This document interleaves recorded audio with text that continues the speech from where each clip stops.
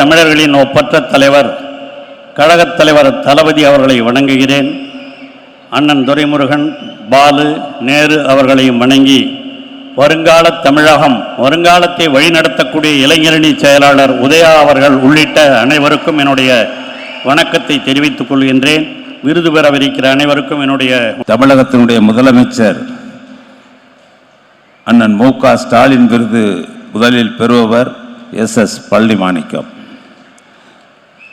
இந்த விழாவில் பங்கு பெற்றிருக்கிற தலைவர் அவர்களே, பொதுச் செயலாளர் அண்ணன் துரைமுருகன் அவர்களே, நம்முடைய பொருளாளர் அண்ணன் டி.ஆர். பாலு அவர்களே, அண்ணன் நேரு அவர்களே, இங்கே வாழ்த்துதல்கள் வாசித்து அமர்ந்திருக்கிற நம்முடைய அந்தீர் செல்வராஜ் அவர்களே, சகோதரி கனிமொழி அவர்களே, சகோதரர் நம்முடைய ராஜா முன்னாள் மத்திய அமைச்சர் ராஜா அவர்களே, குறிப்பாக